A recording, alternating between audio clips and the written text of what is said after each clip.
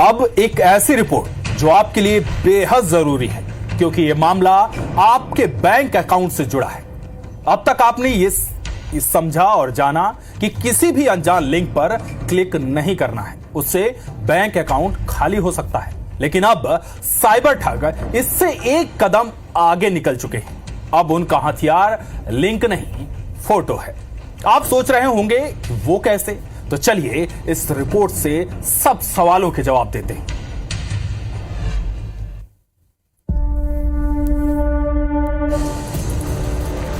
अब लिंक हो गई गुजरे जमाने की बात। अब व्हाट्सएप पर फोटो भेज रहे साइबर ठग और फिर पल भर में बैंक खाता हो जाता है खाली। जी हां, साइबर फ्रॉड का ये लेटेस्ट पैटर्न डराने वाला है, पर ये हकीकत है। अब साइबर ठग लोगों को व्हाट्सएप पर फोटो भेजकर उनके बैंक खाते खाली कर रहे हैं। ऐसा पहला मामला सामने आया है जबलपुर से। ये है जबलपुर के प्रमोद कुमार जैन, जो पेशे से व्यापारी हैं। 28 मार्च की शाम उनके व्हाट्सएप पर एक अनजान नंबर से एक फोटो भेजी गई। प्रमोद ने उसे इग्नोर कर दिया। कॉलर्स के 2 बार फोन आए और पूछा कि क्या इसको आप पहचानते हैं। प्रमोद ने जैसे ही फोटो डाउनलोड की, वैसे ही उनका मोबाइल हैक हो गया।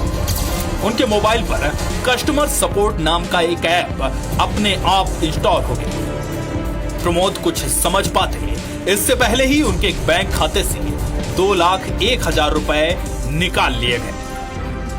मेरे से फर्क हो रहा कि मैंने सुबह फोटो भेजी थी, आपने उसको फोटो को डाउनलोड कर बताया, पहचानते कि नहीं पहचानते। मैंने गुस्से में आकर थोड़ा बोल दिया, मैं क्यों मेरे को परेशान करते हो। मैंने बोल दिया कि मैं नहीं पहचानता उसे। इतनी बात कहने के बाद तुरंत मेरे खाते से एक बार में 1 लाख रुपया और दूसरी बार में 1,01,000 रुपया तुरंत हमारे खाते से निकल गए। व्हाट्सएप पर फोटो डाउनलोड करवाकर बैंक खाता साफ करने का यह मामला पेचीदा है, जिसे सुलझाने में अब जबलपुर पुलिस की साइबर सेल जुट गई। पुलिस के आला अधिकारी भी साइबर ठगी के इस नए पैटर्न को देखकर हैरान हैं। हालांकि जिस नंबर से व्हाट्सएप फोटो भेजी गई, उसकी लोकेशन जामताड़ा, झारखंड की निकली है और ठगे गए पैसों का विड्रॉल हैदराबाद के एक एटीएम से सामने आया है।